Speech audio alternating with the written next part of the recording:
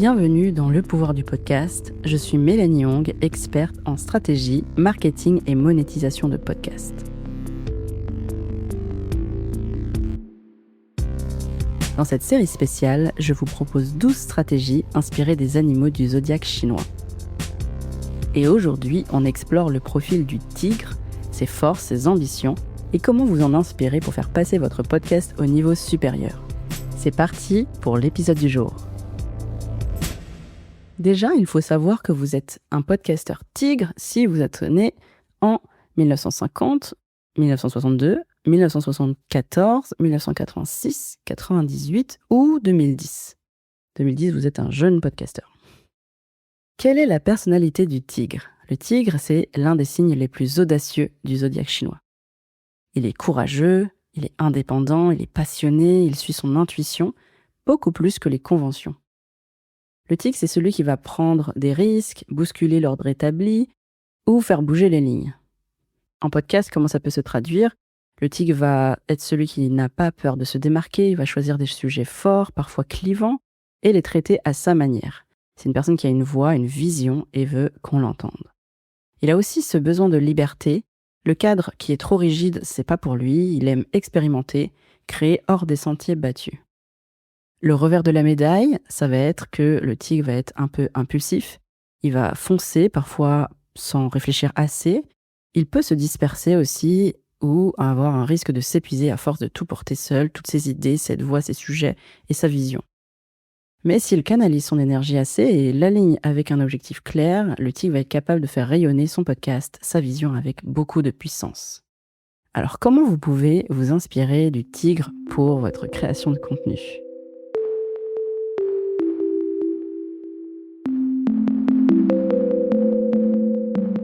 Première stratégie inspirée du profil du tigre. Oser incarner une voix forte. Le signe du tigre va marquer les esprits parce qu'il ne cherche pas à plaire à tout le monde. Et c'est particulièrement important en podcast puisque, vous le savez, le podcast est un podcast qu'on dit de niche, il va s'adresser à une audience particulière.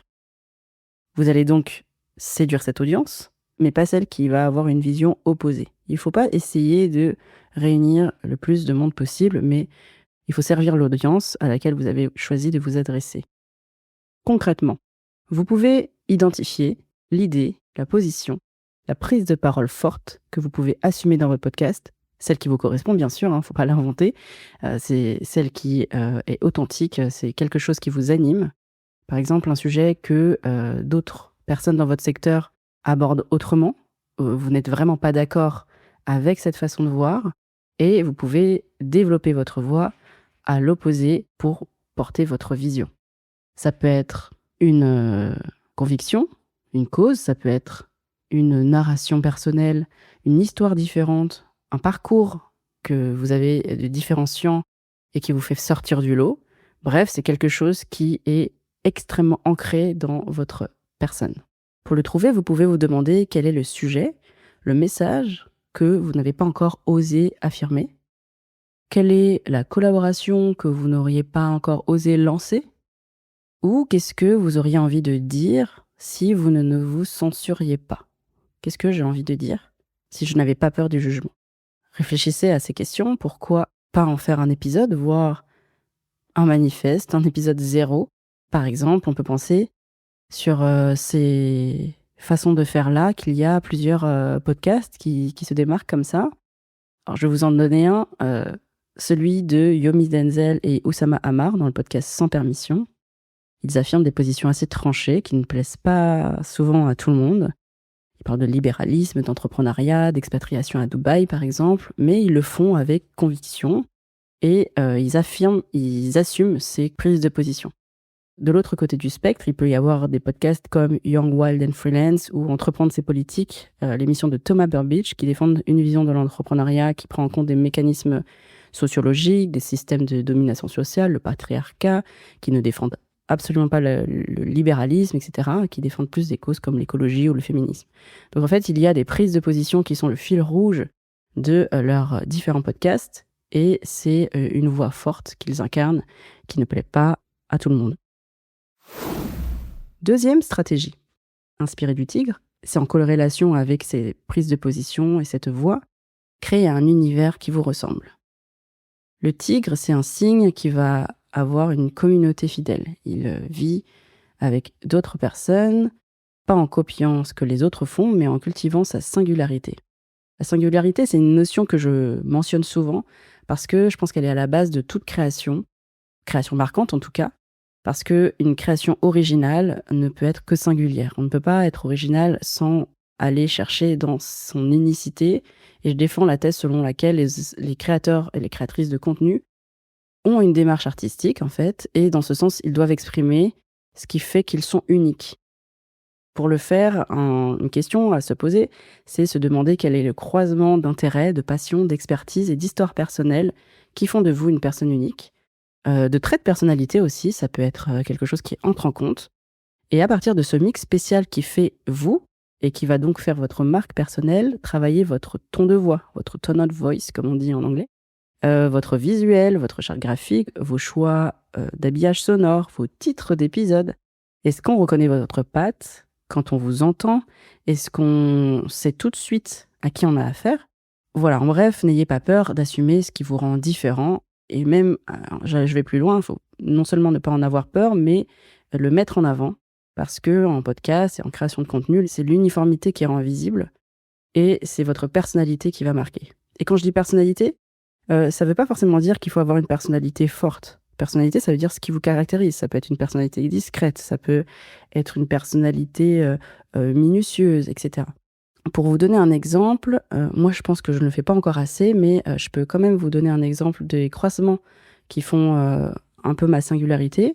Moi je suis enfant d'immigrés, transfuge de classe, je viens d'un milieu social et culturel assez modeste, mais j'ai fait des études supérieures assez poussées, je suis devenue avocate avant de tomber dans la marmite du podcast.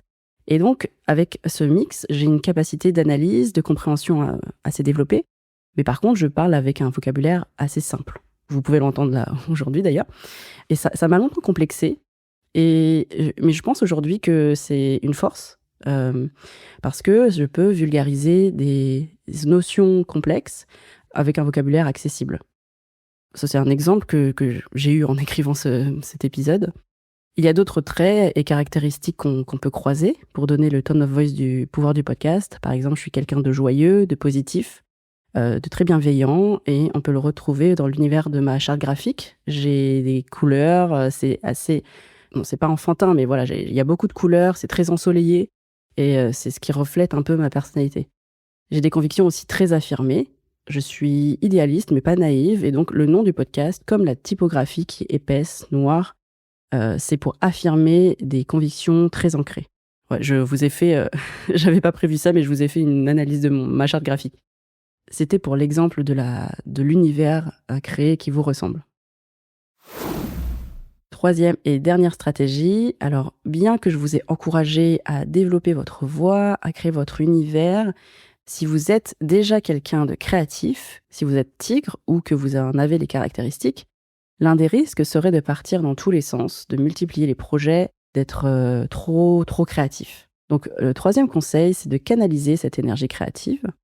Et l'astuce que je pourrais vous donner, c'est qu'avant toute nouvelle idée ou nouveau format, vous prenez un temps de recul pour vous poser des questions. Première question, est-ce que ça sert la mission de mon podcast, ce projet que j'ai envie de réaliser? Deuxième question, est-ce que j'ai les ressources? Parce que ça peut servir la mission du podcast. Mais est-ce que vous avez les ressources en temps, en énergie, pourquoi pas en budget? Je ne sais pas quel est le projet que vous avez en tête. Imaginons que ce soit créer un événement, réunir vos audiences, etc. Est-ce que vous avez ce temps, cette énergie, ce budget, ou est-ce qu'il faut le repousser à plus tard, etc. Ce sont des questions qu'on trouve aussi en entrepreneuriat quand on crée des projets. Je vois des connaissances ou des amis se lancer des fois dans des projets qui n'ont rien à voir avec leur objectif principal, qui est le développement de leur activité, leur business, juste parce que l'opportunité se présente, que ça donne envie, parce que ça leur fait plaisir, qu'elles ont aussi la capacité de les réaliser et trouvent le projet intéressant. Mais parfois, ce n'est pas parce qu'on peut le faire qu'il faut le faire. Moi, j'ai déjà été victime de cet éparpillement et aujourd'hui, je suis très vigilante à ne pas retomber dedans. Et les deux questions que je vous ai mentionnées, ce sont des garde-fous pour se préserver et garder le cap. Donc, si ce n'est pas le bon moment, archivez les idées dans votre boîte à idées et vous pourrez y revenir plus tard. Vous pouvez vous rappeler du cap et de la persévérance à parvenir à ses fins, à sa vision long terme du buffle.